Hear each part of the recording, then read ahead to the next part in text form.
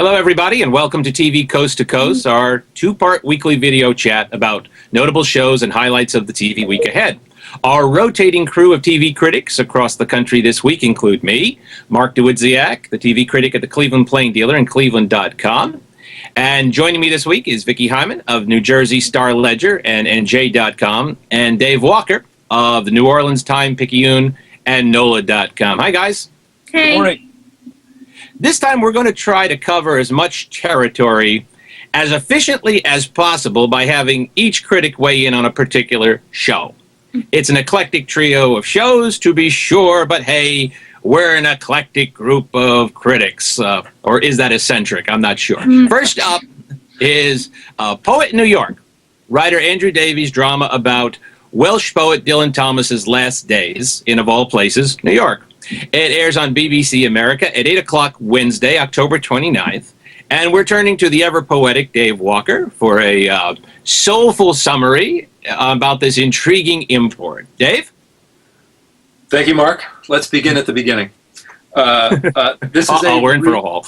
Yeah, sorry. This is a really, really nice, small, made-for-TV movie with a great performance at the center by Tom Hollander as Dylan Thomas. As Mark pointed out, it's Thomas's final days.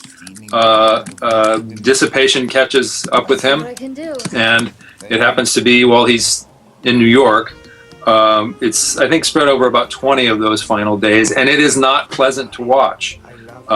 There is some beautiful language, of course, and Hollander does a great job of channeling Thomas. There's lots of recordings of Thomas, so we know what he sounded like. And this early 50s thing has got a great period feel to it, but also it's heartbreaking.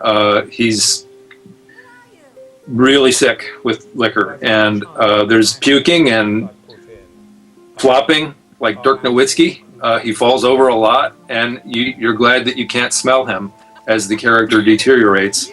But it's a great script, and the language is eternal, and a BBC production that was intended to celebrate Thomas's centenary, which, as we record this on Monday, is today. So happy birthday, Dylan Thomas. Vicki, what do you got?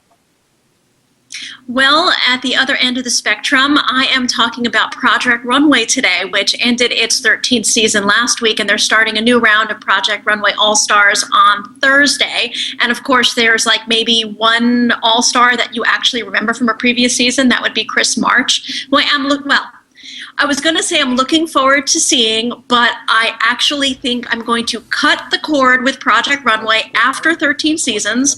I think it's a testament to how good Project Runway once was that has taken me this long to finally give it up when it premiered. And for probably about 6 seasons, it really did showcase very talented designers working under extreme time constraints to produce often stellar work with truly creative challenges, and basically the only thing that's left are the extreme time constraints. There's maybe 1 or 2 interesting designers each season. The rest seems to be cast, like most reality shows, granted, for maximum drama. The challenges are completely uninspiring, and more often than not, they're product placement based with these enormous contortions to make it a challenge, like the Red Robin challenge, where the chain's creative takes on 25 classic hamburgers now take these classic suits and make something new out of them. And possibly the most distressing thing about watching Project Runway these days is Tim Gunn, who probably was my favorite person on reality television. He is so smart. He's so thoughtful. Saying good work is never quite as good as saying, I have a very positive reaction to that. And I just loved him for it. And these days, he's just a pitchman. I think I'm going to have to come up with like free Tim Gunn t-shirts because it's just a crime what they're doing to him. And, you know, he's probably making buckets of money off this, you know, I guess more power to him, but I really miss the glory days, and they are long gone. So finally, after 13 seasons, auf Wiedersehen, Project Runway. Mark? Okay, Dave got the poetic, Vicki got the fashionable, I get the McCarthys, a CBS comedy about a loud Irish-American Boston family full of opinionated relatives. I get loud and opinionated. How did I get this one? All right. It premieres at 9:30 p.m. Thursday, October 30th.